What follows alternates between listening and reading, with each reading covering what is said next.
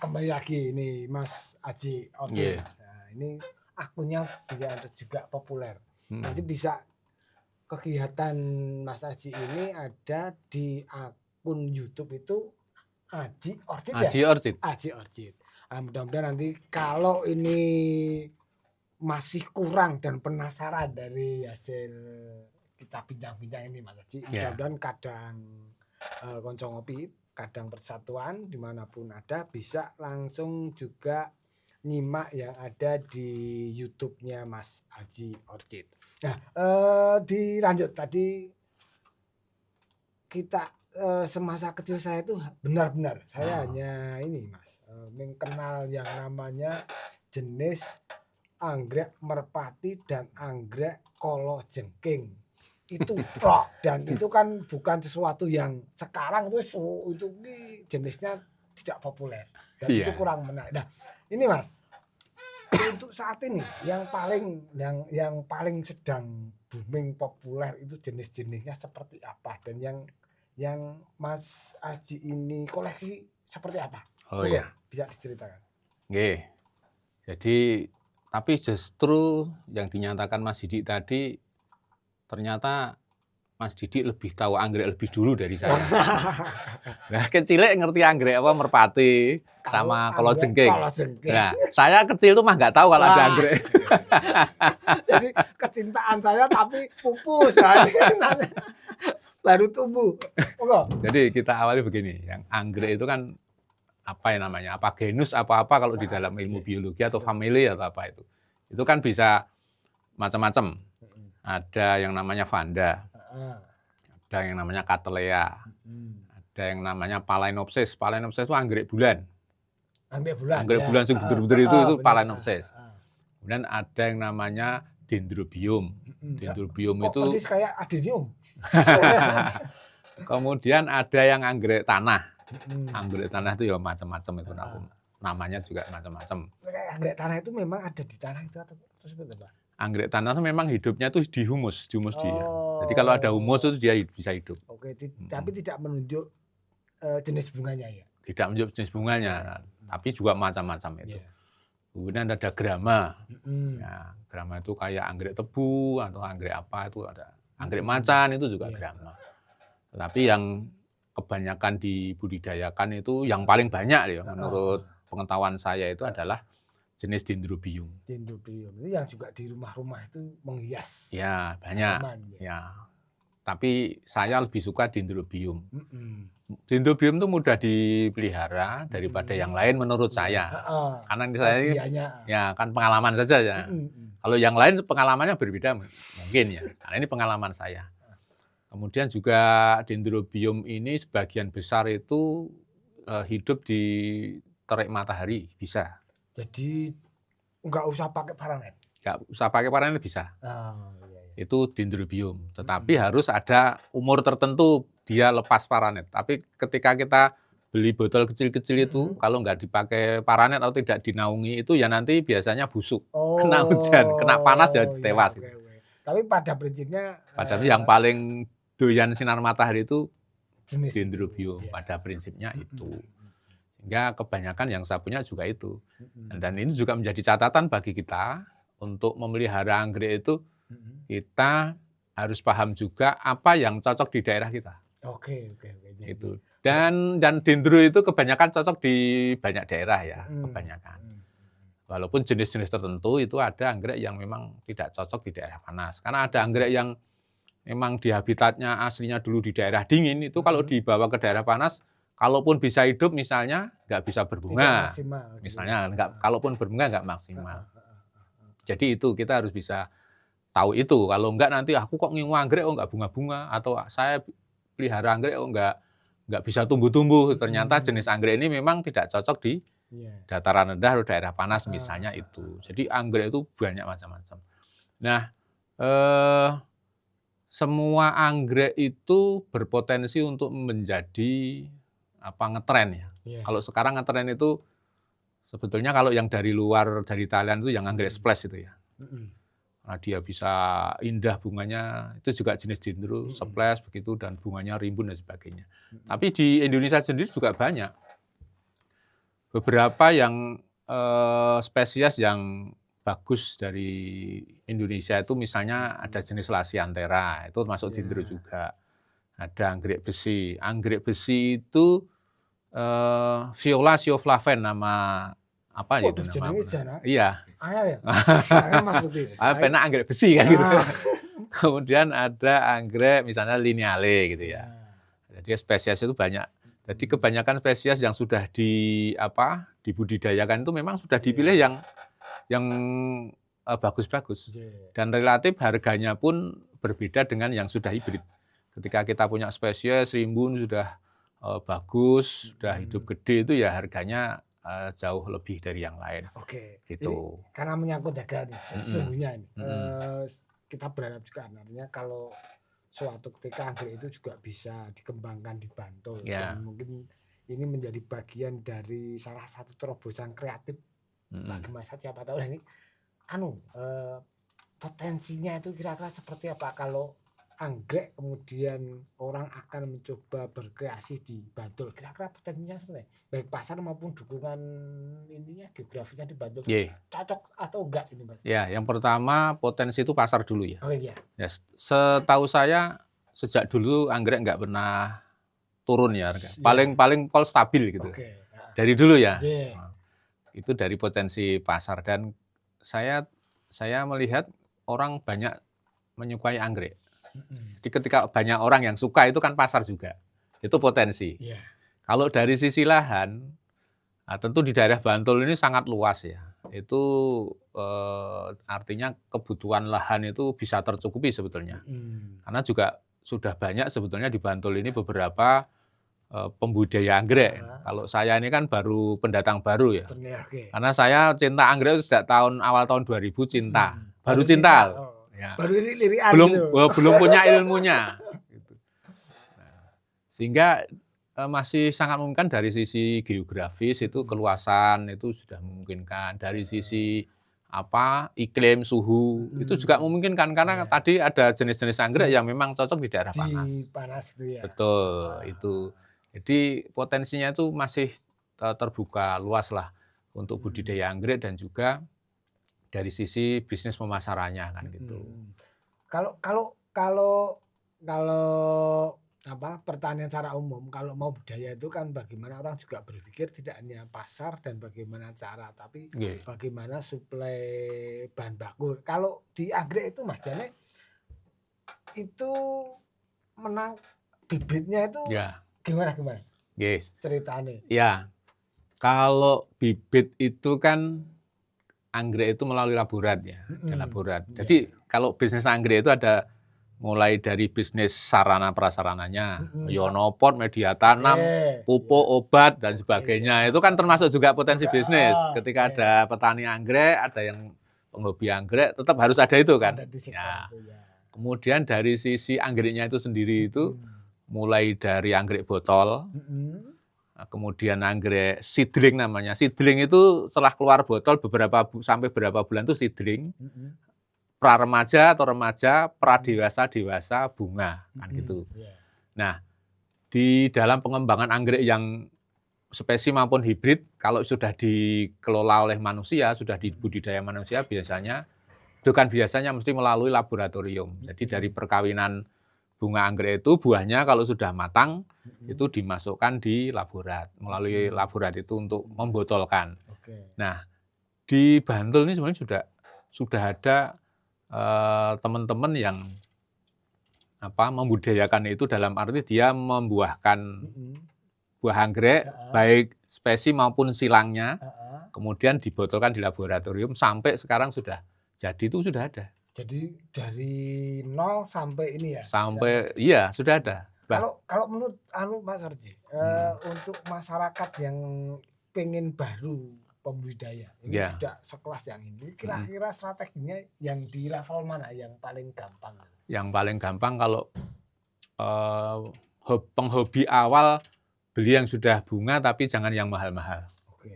Kalau kemudian mau ingin mencoba berjualan di tingkat yang mana levelnya? Kalau berjualan tahu ilmunya dulu.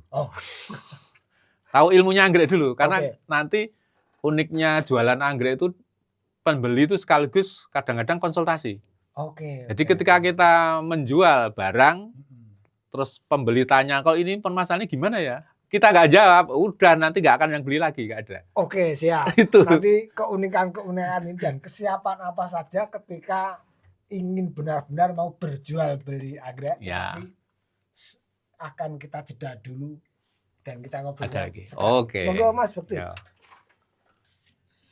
Masih bersama Kang Didi yang memandu talk show kita malam hari ini. Silakan Kang Didi dilanjutkan. Ya, matur nuwun Mas Bekti. Ini Mas Aji, kita lanjutkan kembali. Memang jadi seorang pembudidaya anggrek itu ternyata tidak sekadar mampu cara teknis, tapi menurut Mas Aji harus mempunyai berbagai kemampuan sehingga para pembeli itu kalau datang tekon-tekon ini iso jawab Mas Aji. Betul. Nah, ini Ya. dilanjutkan lagi Mas Aji.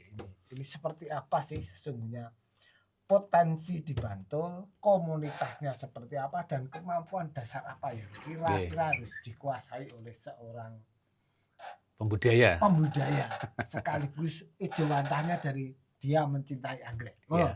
Oke, yang pertama sebenarnya potensi pembudidaya anggrek di Bantul ini banyak.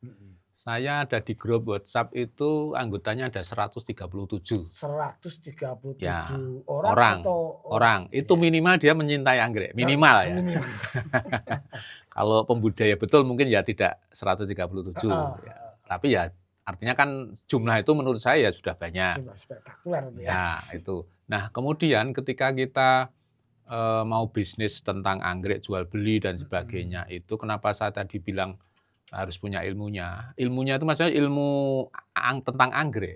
Karena banyak pembeli yang ketika beli itu sekaligus konsultasi kan. Iya. Itu harus tahu. Yang kedua, ketika kita hanya ingin jual beli, selama kita sudah punya ilmu itu sebenarnya nggak harus budidaya anggrek. Gimana? Nah, kita datang ke pembudidaya yang ada, terus ini kita tawarkan lewat TikTok, lewat Instagram, nanti kan udah selesai Sudah tuh. sendiri. Iya. Artinya bisnis anggrek itu sesungguhnya tidak harus mesti. Tidak harus pembudidaya sendiri, tapi yang penting kudu ngerti ilmu nih. Iso cerita. Iso cerita tentang anggrek gitu loh. Lah kalau enggak itu jenis apa ya? Apa ya ini? Ya, Ya udah jelas enggak beli dia. Nah, dasar-dasar cerita apa aja? Kira-kira yang perlu dikuasai. Nggih. Yang pertama itu harus tahu jenis-jenis anggrek, apa dendrobium atau vanda atau apalah namanya gitu. Yang kedua harus tahu anggrek itu subur diapain. Oke, artinya perawatannya diapain, pupuknya apa misalnya kan gitu. Kalau sakit ini obatnya apa, kalau jamur apa, itu harus tahu kita. Oke. Sekalian ngintip kira-kira kalau yang dilakukan Mas Aji apa itu? Yang pertama memelihara anggrek itu untuk pemeliharaannya itu tergantung juga usia anggrek. Kalau anggrek itu masih anak-anak itu perbanyakan pupuk dan vitamin untuk pertumbuhan. Nanti kalau sudah dewasa pengen bunga, perbanyakan untuk tip untuk pemupukan yang merangsang bunga. Tetapi kalaupun tidak dirangsang bunga karena kita nggak terlalu tergesa-gesa ingin melihat bunganya, ya udah dipupuk pertumbuhan saja. Nanti dia juga akan bunga pada suatu saat gitu. Oke, berarti tidak harus dipacu pun. Nanti kalau sudah saatnya dia berbunga. Saatnya berbunga. Tapi kalau pedagang kan piye caranya berbunga karena dia langsung kalau berbunga itu lebih menarik bagi banyak orang loh. Bagi orang-orang tertentu tidak harus berbunga. Kalau sudah tahu jenisnya, kita dipercaya ini jenisnya ini, itu dia mau beli. Karena anggrek kecil dengan jenis tertentu belum tentu harganya lebih murah dari anggrek yang besar. Misalnya anggrek segini bisa mungkin 500.000, 1 juta karena jenis-jenis tertentu. Tapi anggrek segini itu bisa hanya ratusan ribu saja, tidak sampai jutaan. Kalau anggrek yang sering kali ini menurut pengalaman Mas Aji, yang sering kali laku di tingkat ini kira-kira jenis-jenis yang apa dan harganya seperti apa? Oke, jadi kalau penghobi anggrek yang biasa itu biasanya seneng dendro-dendro yang pendek berbunga. Dengan harga sekitar ada 50.000 sampai 100.000. Itu ya kebanyakan. Iya, Tetapi kalau yang sudah penghobi betul dan punya duit, catatan loh ini ya. Betul. Itu dia mencari itu ID atau identitas anggrek tertentu. Dia misalnya cari yang anggrek namanya Black Mamba. Itu sejengkal gini bisa ratusan ribu sampai jutaan. Karena dia ingin membuat ini dulu apa? Ya pokoknya dia senang lah, tahu dia Iya. tahu tentang anggrek. Iya. Sehingga saya ini anekdot ya. Saya khawatir kalau saya anggrek saya tinggal pergi, terus ada sahabat datang, sahabat istri saya misalnya atau sahabatnya orang tua, saya minta anggreknya ya yang kecil saja gitu. Saya khawatir malah itu. Jangan-jangan yang kecil yang diambil itu sebetulnya yang punya nilai besar. jual tinggi gitu. Jadi makanya ilmunya itu tadi penting sekali. Oke. Kalau di Bantul sendiri, seperti apa peluangnya? Kalau membaca Mas Oji Arjit, jika ada orang yang ingin bermain bisnis anggrek, anggrek bukan sekedar berbudaya, artinya bagaimana itu? Nah, ketika kita sudah tahu ilmunya, punya alatnya, kalau bisnis ya, punya alatnya itu ya sekarang media sosial kan, ada TikTok, ada Instagram, Facebook, ada mungkin YouTube gitu kan, bisa live, bisa apa. Itu kemudian kita datang ke beberapa pekebun atau pembudidaya anggrek sudah banyak di Bantul ini. Di Kanutan saja ada, misalnya tempat Mbak Dewi. Nah, di Kretek sendiri ada tempat kita, Mbak Widi, itu Widi Orchid. Di sebelah Cengkrot sana ada Mas Hanung. Di sebelah timur ada di Lembah Desa sana tempatnya Bu Lisa. Kecamatan mana itu? Kecamatan masuk Banguntapan atau Pleret itu saya agak lupa. Iya. Dan beberapa tempat itu yang punya anggrek banyak itu sudah beberapa ada. Jadi jaringannya itu sudah bisa dikelola. Betul. Kalau kita punya ilmu, punya sarana media sosial, tinggal kita datang aja tempatnya Mbak Dewi. Misalnya gitu. Atau ke tempat siapa. Terus langsung kita live kan. Udah. Seko pekebun berapa, kita ambil tambah berapa. Udah, selesai. Nggak perlu punya lahan. Itu dari sisi bisnis ya?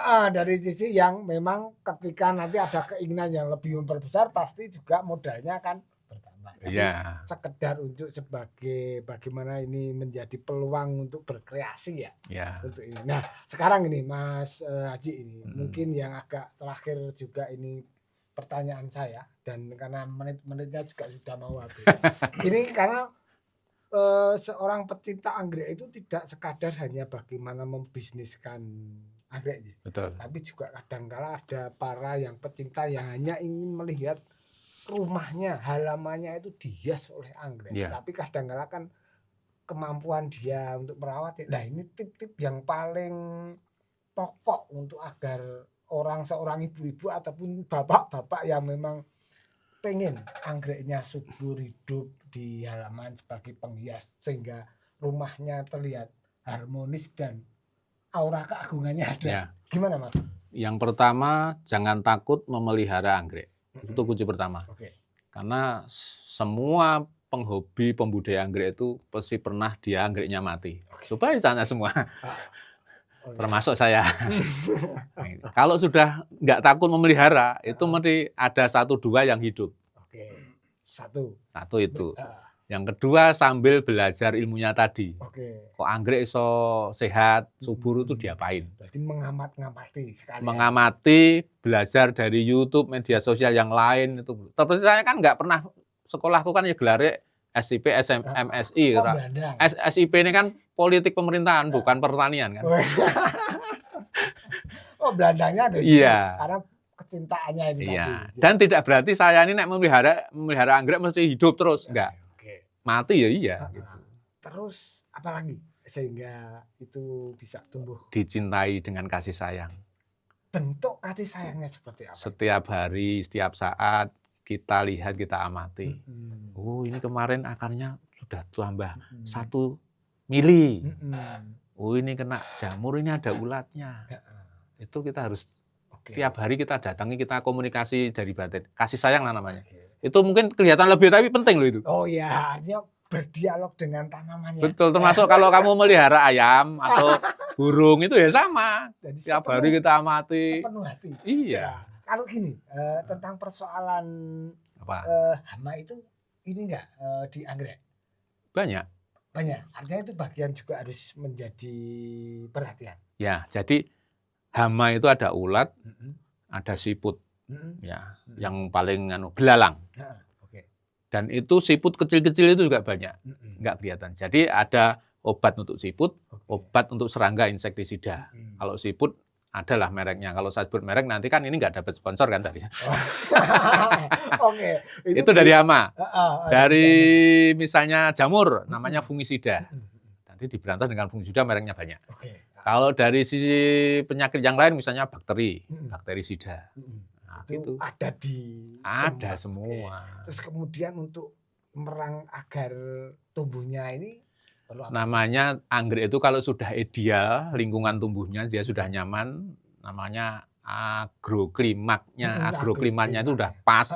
Itu kadang-kadang nggak dipupuk itu udah subur. Oke, jadi ini pemahaman yang kadang-kala tidak diabaikan oleh orang. Jadi istilah Agroklimat itu ada sinar matahari, ada udara. itu sudah mencukupi, sesungguhnya anggrek tidak perlu lagi. Ya, seperti hidup di alam liar nggak ada yang mupuk kan? Oke, Itu namanya agroklimat ya. Kalau nggak salah ini wong saya bukan ahlinya ya, betul-betul.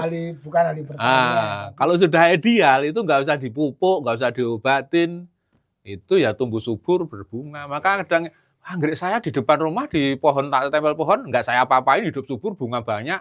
Itu dia berarti sudah ideal Sudah agroklimatnya. pas posisinya di. Betul. Kalau bisa seperti itu baru jos. Jeh, matur nuwun Mas Aji Orchid karena ini sudah jam 9 agak lebih ya Mas Bukti. Ya, kita memang Detik, ya. sudah waktunya untuk menyudahi. Dan terima kasih Mas Aji telah bergabung di Konco Ngopi, dan saya kira kadang Konco Ngopi kalau masih memerlukan berbagai konsultasi Mas Aji Orchid mau menerima ya di Mau rumahnya. menerima, ada di YouTube juga bisa Ada konsultasi. di YouTube juga bisa konsultasi. Edukasi ada di sana. Oke, saya kira begitu ke kadang Konco Ngopi, dan mudah-mudahan obrolan kita senantiasa bermanfaat dan memberikan inspirasi juga ngopaini nilai-nilai kreativitas di masyarakat. Monggo Mas Bukti, kula aku dulu.